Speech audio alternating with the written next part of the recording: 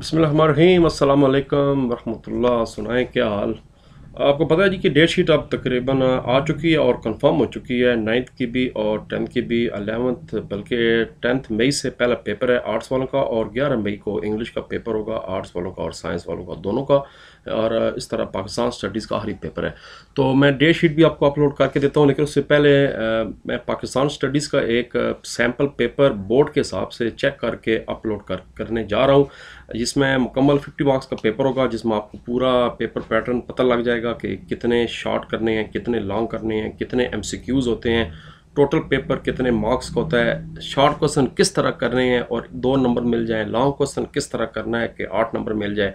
तो ये सारा आपको मैं एक पूरा पहले पैटर्न बताता हूँ, उसके बाद मैं एक पूरा पेपर मेरे पास सॉल्व हुए हुए पड़ा हुआ है, वो मैं सारा आपको दिखाता हूँ कि ये किस तरह सॉल्व हुए हुए है, और अगर नंबर कटे हैं तो कहाँ कहाँ से नंबर कटे हैं और किस तरह आपने फुल नंबर लेने हैं।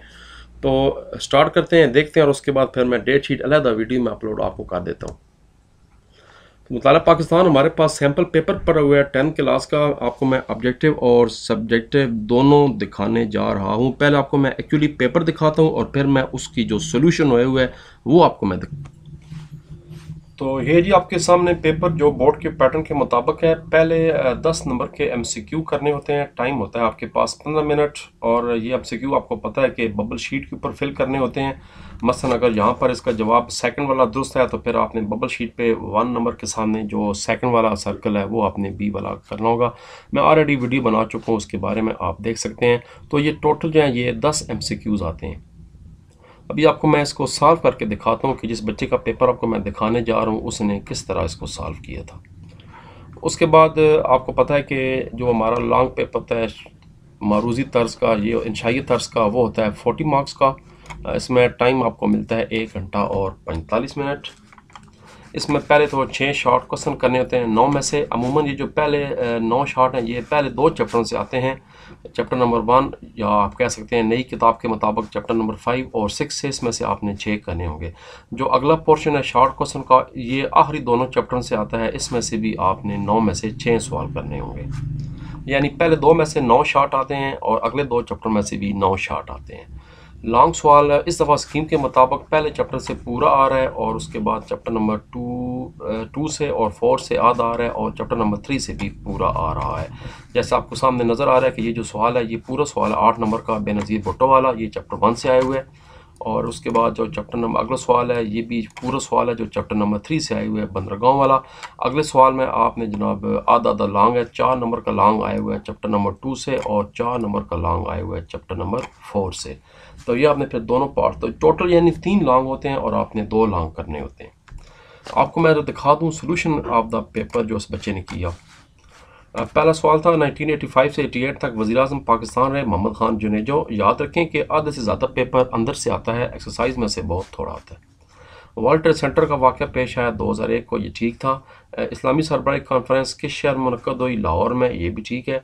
मशरक़ बईद का मुस्लिम मुल्क है इंडोनेशिया, फार ईस्ट, बिल्कुल सही। मशरक़ी पाकिस्तान बांग्लादेश बना 16 दिसंबर।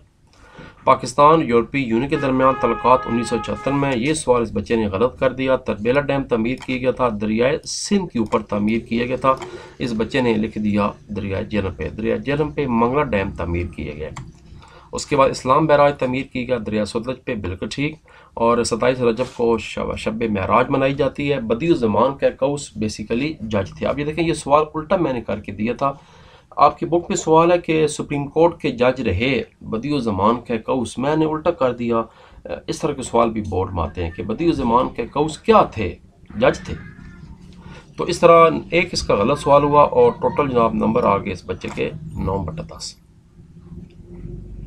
अब है जी इसका सब्जेक्टिव का, मैंने हमेशा बताया हुआ आप लोगों को भी, बच्चों को भी, कि कोई भी शॉर्ट क्वेश्चन है पहले हेडिंग दें और सवाल के आप सवाल करना क्या चाह रहे हैं। जैसे सवाल था पहला जुमे तकबीर, उसने हेडिंग दिया और 5-6 लाइनों का जवाब दिया, तमाम पॉइंट्स मुकम्मल किए। 28 मई को हुआ। इस तरह बलोचिस्तान के इलाके चागी में, बिल्कुल सही, ठीक है।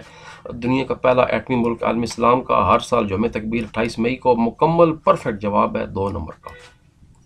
सवाल नंबर 2 इस बच्चे ने किया मोटरवे की अहमियत, तो 3 पॉइंट कम अज़ कम बताएं। मोटरवे का सफ़र आरामदेह होता है, बिल्कुल ठीक। अच्छी बात, इसने 4 पॉइंट पूरे कर दिए ताकि कोई नंबर में शक व शुबा ना रहे।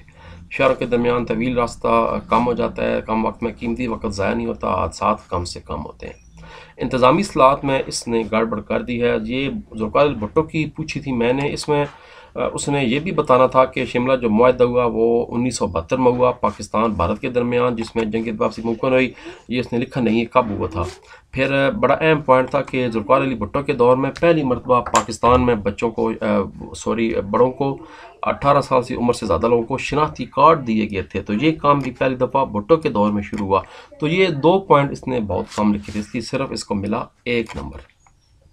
इस तरह सेंट्रल एशिया की मुस्लिम रियासतों के नाम लिखें, काज़ाकिस्तान, किर्गिस्तान, ताजिकिस्तान, तुर्कमेनिस्तान, उज़्बेकिस्तान, बिल्कुल ठीक है। मसला फ़लस्तीन से क्या मुराद है? 48 में फ़लस्तीन का मसला बना और अरब इसराइल जंग भी बाद में हो चुकी है। अक़वाम मुत्तहिदा बड़ी कोशिश कर रहा है लेकिन आज तक मसला नहीं हुआ। ठीक बेहतरीन परफेक्ट जवाब है, 6-7 लाइनों में इसका मुकम्मल 2 नंबर मिले।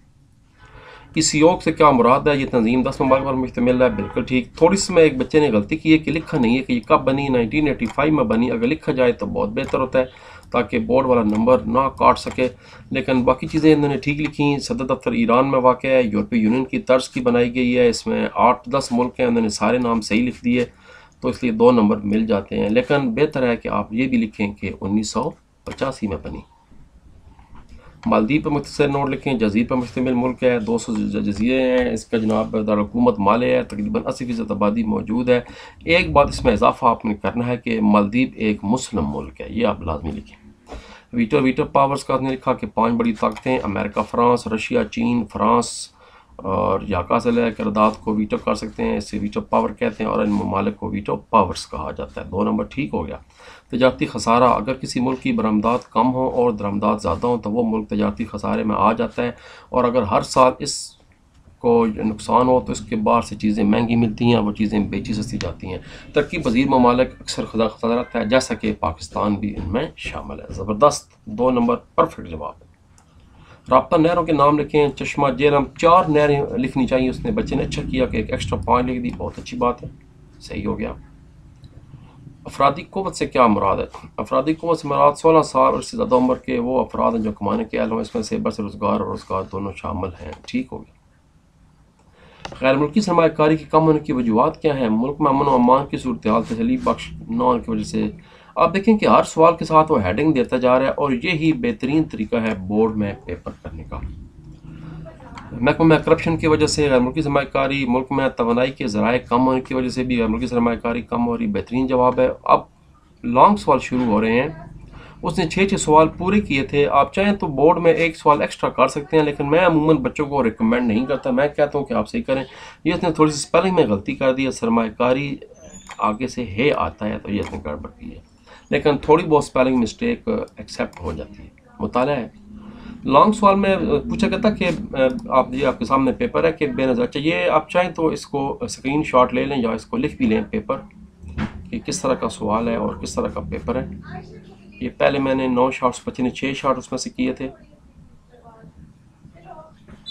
अगला भी पार्ट में 9 शॉट है और उसमें से उसने 6 शॉट ही किए थे। लॉन्ग सवाल उसने बेनज़ीर वाला अटैम्प्ट किया, 8 नंबर वाला, और उसने अगला अटैम्प्ट किया था बंदरगांव और खुशगोदी में। उसने दोनों लॉन्ग्स अटैम्प्ट किए, चैप्टर 1 और चैप्टर 3 वाले। तो पहले तो इस्लाहात बतानी है बेनज़ीर भुट्टो के पहले दौर की, उसके बाद बतानी है इस्लाहात बेनज़ीर भुट्टो के दूसरे दौर की इस्लाहात बतानी है। दूसरे दौर की इस्लाहात बताने के बाद